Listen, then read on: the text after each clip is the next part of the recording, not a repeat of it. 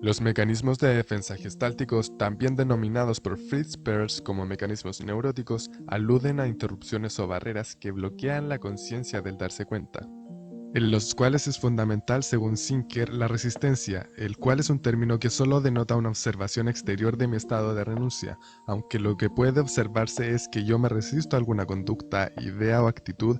Mi propia experiencia me dice que estoy actuando para preservar, mantener y acentuar mi propio yo. Por un lado, la resistencia técnica, un concepto que hace referencia a las consecuencias en la vivencia del cliente de los manejos terapéuticos subóptimos, las intervenciones clínicas carentes de tacto y o inoportunas, y las torpezas inevitables en las que el psicoterapeuta en ocasiones incurre.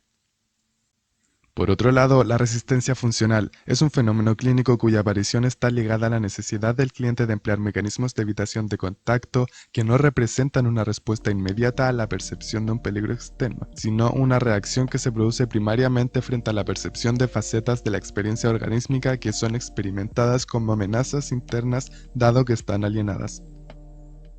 Este tipo de resistencia tiende a activarse de manera inconsciente y, tal como hemos descrito antes, tiende a utilizar para sus fines aquellos mecanismos neuróticos que el individuo incorporó a partir de sus vivencias de infancia en el campo organismo-ambiente. La situación típica que caracteriza a la mayoría de los clientes es la existencia de una capacidad disminuida para experimentar sus sensaciones. Por otro lado, en terapia gestáltica se entiende que el origen de tales mecanismos está relacionado con una perturbación del sano ritmo de contacto retirada entre el sujeto y el ambiente. Básicamente son autointerrupciones en el ciclo de la experiencia. No necesariamente son patológicos, excepto si la relación inseparable con el medio se sostienen en una confusión del límite de contacto, límite entendido como protección y relación, lugar donde ocurren las experiencias.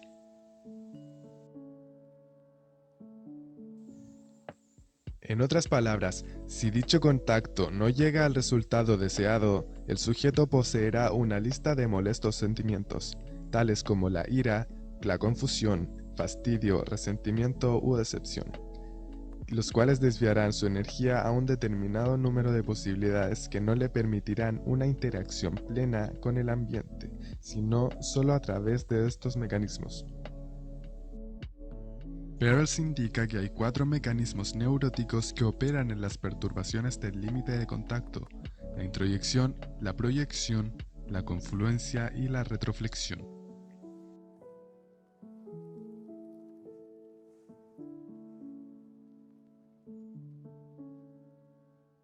Es que los hombres no deben llorar.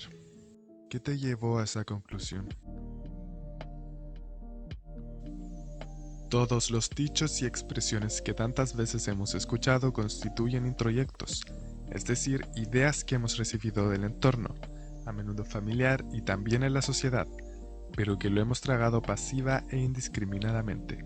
El abordaje en terapia gestáltica en la introyección es masticar todo lo que hemos tragado, es decir, atrevernos a cuestionar aquello que engullimos y entonces incorporar lo que nos sirva y desechar lo que no. En otras palabras, este abordaje se basa en la toma de conciencia de todo aquello que no es verdaderamente propio. Este proceso involucra la adquisición de una actitud selectiva y crítica hacia las cosas, el desarrollo de la capacidad para masticar la experiencia.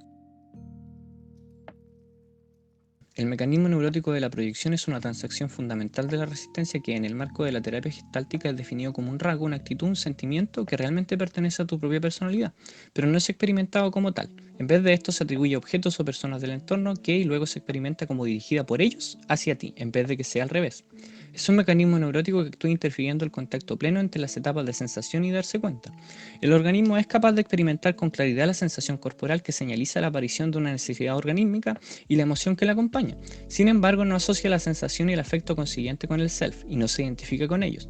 Por el contrario, los separa y por tanto es incapaz de generar una respuesta activa acorde a la búsqueda de la satisfacción de la necesidad que emergió. Desde el punto de vista del proceso de contacto, el límite de contacto no es disuelto, sino que es reubicado. Un poco demasiado a nuestro favor, de manera que el organismo percibe y experimenta partes de sí mismo como si fueran partes del entorno, es decir, corre el límite de contacto hacia afuera, más allá de los límites organímicos efectivos. Como en el siguiente ejemplo de proyección, el paciente dice: mi compañero de trabajo me mira mal, yo creo que no le caigo bien, así que no pienso saludarlo cuando lo vea. Claramente está proyectando su malestar en su compañero hacia sí mismo.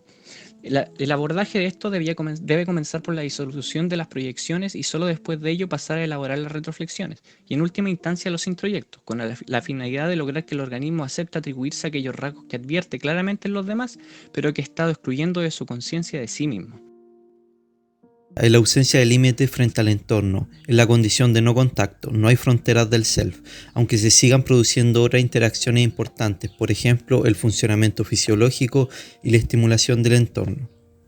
Desde el punto de vista de la frontera de contacto, la confluencia se caracteriza por la presencia de una identidad inconsciente entre organismo y ambiente, es decir, el individuo no experimenta ningún límite entre el mismo y el entorno, y en consecuencia se siente fusionado con lo que lo rodea. Ejemplo, fui con mi pareja a ver el partido ya que nos encanta el fútbol, pero no me sentí muy bien y eso es raro, ya que a nosotros nos encanta ese deporte.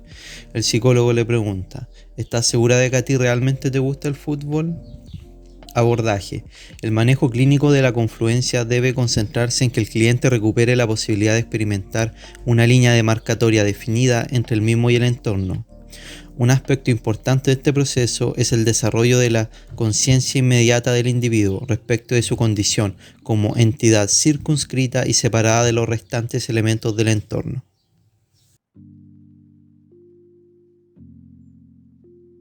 Peirce en un inicio dijo de la siguiente manera: retroflexionar significa que una función originalmente dirigida desde el individuo hacia el mundo cambia su dirección y se tuerce hacia atrás en dirección de su originador. Frontera. De acuerdo a Peirce, el individuo retroflector establece una línea demarcatoria clara entre él mismo y el ambiente, pero en realidad la traza por el medio de sí mismo. Para Ladner, el límite de contacto mantiene sus prioridades pero es perturbado mediante el cambio de su ubicación, impulsado por la percepción de no poder contactar los elementos ambientales oportunos y con la consiguiente finalidad de alterar aquello que contacta. El organismo que retroflecta coloca la frontera de contacto de manera que termina siendo su propio ambiente, encontrándose de ambos lados del límite, y siendo el único entorno tangible y realiza aquello que estaba originalmente dirigido hacia afuera de sí mismo sobre sí mismo.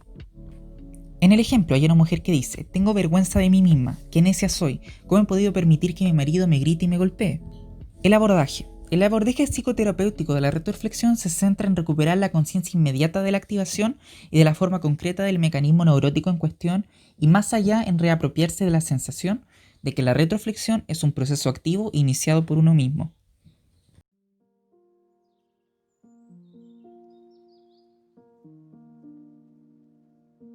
Conclusión. Cuando la resistencia está al servicio de y es regulada por la necesidad dominante del organismo, se convierte simultáneamente en un ajuste creativo que apoya el funcionamiento organímico. La diferencia básica entre el carácter sano psicopatológico de una resistencia dada es, para Schneider, la observación clínica de que una resistencia psicopatológica carece en relación a aquello de que la activa de manera demasiado rápida, agitada y exagerada. Para un observador ingenuo, más allá, su aparición es inexplicable. Solo un conocimiento de la historia vital del cliente la hace verdadera y cabalmente comprensible. La terapia gestáltica desde muy temprano subrayó el impulso saludable que subyace a la resistencia y además su utilidad en determinadas situaciones. Ya en Yo, hambre y agresión, Peirce destaca de que las resistencias no son procesos negativos o indeseables, sino energías valiosas de la personalidad que se vuelven perjudiciales solo cuando se aplican de modo inoportuno o inadecuado. La introyección es buena cuando se trata de dar un examen de una asignatura que ni nos gusta ni nos sirve. Las proyecciones son situaciones en que uno planifica y anticipa. La retroflexión es buena cuando se tiene instintos violentos hacia alguien. Todos los mecanismos mencionados constituyen neurosis únicamente cuando son inadecuados, crónicos y usados sin discriminación. Todos pueden ser útiles y necesarios en algunas ocasiones en que las situaciones involucran peligro.